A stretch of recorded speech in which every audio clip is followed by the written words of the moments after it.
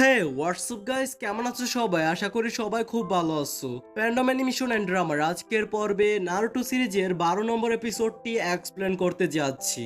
আর দৈনন্দিন ভিডিও না দিতে পারায় আমি খুবই দুঃখিত, কারণ বর্তমানে বন্যার প্রভাব আমাদের এলাকায়ও পড়েছে, যার কারণে এখানকার কারেন্ট নেই, ওয়াইফাই নেই, আরো নানান সমস্যার সম্মুখীন হতে হচ্ছে আমাদের।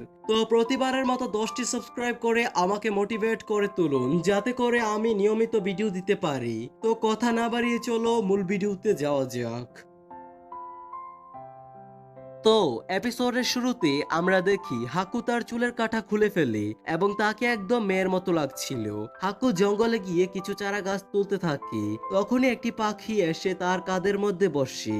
এরপর পাখিটা উড়ে নারুটোর কাছে চলে যায়। হাকু নারুটোর হেডবেল দেখে মনে মনে বলতে থাকে, এই তো সেই কোনোহা নিনজা।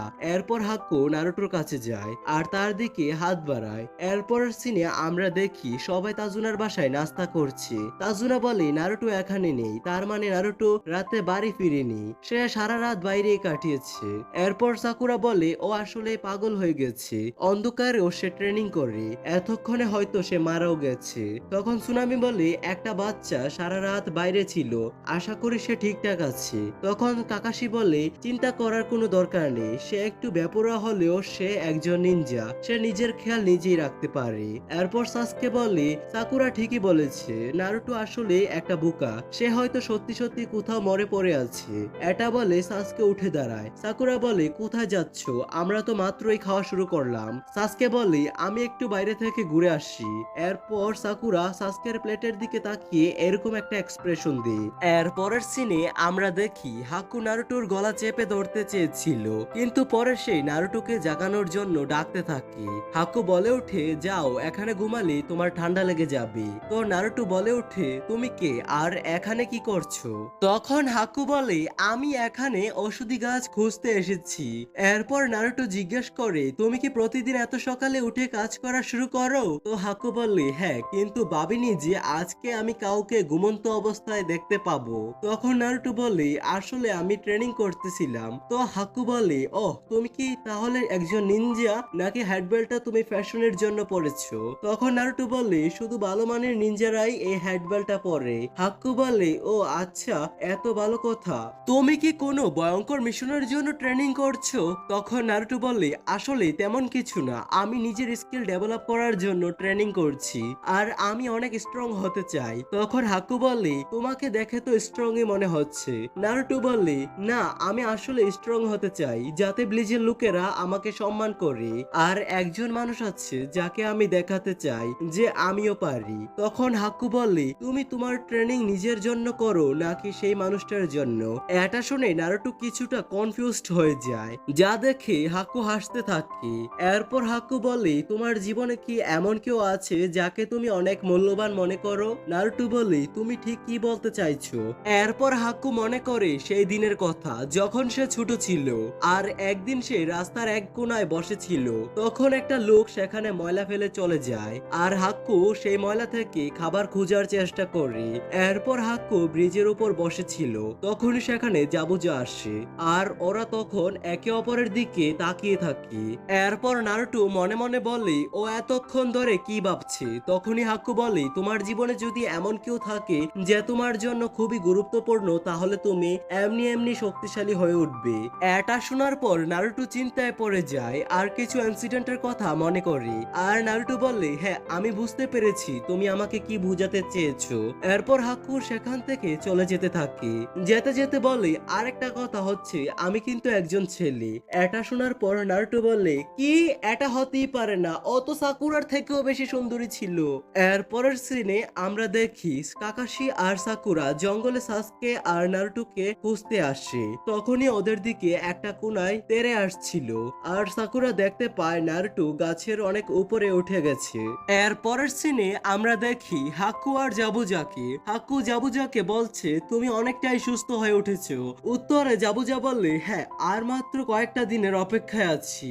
এর পরের সিনে আমরা দেখি নারুটো আর সাসকে গাছের একদম চূড়ায় উঠে যায়, আর সাসকে নারুটোকে বললে চলো এবার বাড়ি ফেরা যাক। এরপর নারুটো আর সাসকে বাড়ি ফিরে আসে। তাজুনা ওদের দেখে বলে তোমাদের অবস্থা তো একটু বেশি খারাপ মনে হচ্ছে। তখন নারুটো বলে আমরা পেরেছি, আমরা গাছের একদম চূড়ায় উঠে দেখিয়ে দিয়েছি। এটা শুনে কাকাশি বলে অনেক ভালো করেছো, কাল থেকে তোমরা দুজনও তাজুনাকে প্রোটেক্ট করবে। এরপর তাজুনা বলে আর কিছুদিন পরেই ব্রিজ তৈরি হয়ে যাবে। আর আসলে আমি অনেকদিন ধরেই তোমাদের একটা কথা জিজ্ঞেস করব ভাবছিলাম, তোমরা আমাদের কেন সাহায্য করছো? তোমরা তো জানোই আমি তোমাদের এখানে মিথ্যে কথা বলে এনেছি। তখন কাকাশি বলে যারা ন্যায়ের পথে চলে না তারা হলো বিতু, আর বিতুরা কখনো মাথা উঁচু করে বাঁচতে পারে না। এটা শুনে তাজুনা আর সুনামি একটু কনফিউজড হয়ে যায়। এরপর কাকাশি বলে এটা হলো প্রথম হোকাগির কথা। এরপর সেখানে ইনারি আসে। সে বলে তোমরা যতই ট্রেনিং করো না কেন তোমরা কোনোদিন গাটোকে হারাতে পারবে না। গাটো অনেক শক্তিশালী, আর শক্তিশালীরা সব সময় জিতে আর দুর্বলরা সব সময় হারে। তখন নারুটো বলে আমার বেলায় এমনটা হবে না। তখন ইনারি বলে তুমি চুপ থাকো, তুমি আমাদের দেশের সম্পর্কে কিছুই জানো না। তুমি তো সব সময় হেসে খেলে দিন পার করো, তুমি কি করে বুঝবে দুঃখ কি জিনিস? এরপর নারুটো ওর দিকে রাগান্বিত হয়ে তাকায় আর বলে ঠিক আছে, তুমি তাহলে সারা জীবন কান্নাই করতে থাকো আর দোষ দিতে থাকো বিতু কোথাকার। তখন সাকুরা বলে নারুটো এগুলো কি বলছো?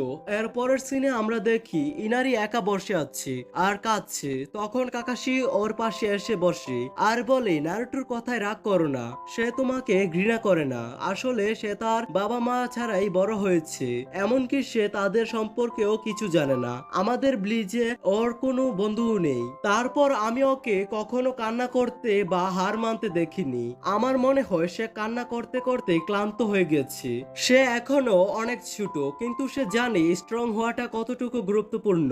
সে অনেকটা তোমার বাবার মতো, তার থেকে ভালো তোমাকে কেউ বুঝতেই পারবে না। যে কথাগুলো সে একটু আগে তোমাকে বলেছে, এই কথাগুলো না জানি সে নিজেকে কতবার বলেছে। এর পরের সিনে আমরা দেখি তাজুনা, কাকাশি, সাকুরা আর সাসকে ব্রিজের দিকে যাচ্ছে। সেখানে নারুটো ছিল না, কারণ সে ঘুমাচ্ছিল। এর পরের সিনে আমরা দেখি গাটো জাবুজাকে বলতে থাকে আর কতদিন লাগবে তোমার কাজটা করতে? এটা শুনে জাবুজা মোবাইলটাকে ব্যাঙ্গে ফেলে।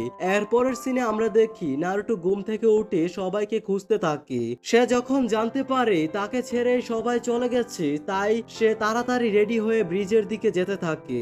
আর যেতে যেতে তার নজরে কিছু একটা পড়ে। এরপরে আমরা দেখি তাজুনা ব্রিজে গিয়ে দেখে ব্রিজের কর্মীরা আহত অবস্থায় পড়ে রয়েছে। অন্যদিকে গাটোর দুজন লোক তাজুনার বাড়িতে যায়। ব্রিজের দিকে আস্তে আস্তে কুয়াশা পড়তে থাকে। এটা দেখে কাকাশি বলে সবাই নিজের পজিশন নিয়ে নাও। তখনই জাবুজার আওয়াজ পাওয়া যায়। জাবুজা বলতে থাকে সরি কাকাশি, তোমাকে অনেক অপেক্ষা করতে হয়েছে। তুমি আবারও সে বাচ্চাগুলোকে নিয়ে এসেছো, সে বাচ্চাগুলোর হাত পা তো কাঁপছে। এরপর জাবুজার অনেকগুলো ক্লোন তাদের সামনে এসে পড়ে। তখন সাসকে হেসে হেসে বলতে থাকে আমি ভয়ে কাঁপছি না, আমি আসলে এক্সাইটমেন্টে কাঁপছি। এরপর কাকাশি বলে সাসকে এগিয়ে যাও।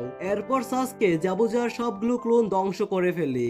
এরপর আসল জাবুজা আর হাক্কু তাদের সামনে আসে আর বলে এই বাচ্চারা তো বড় হয়ে গেছে।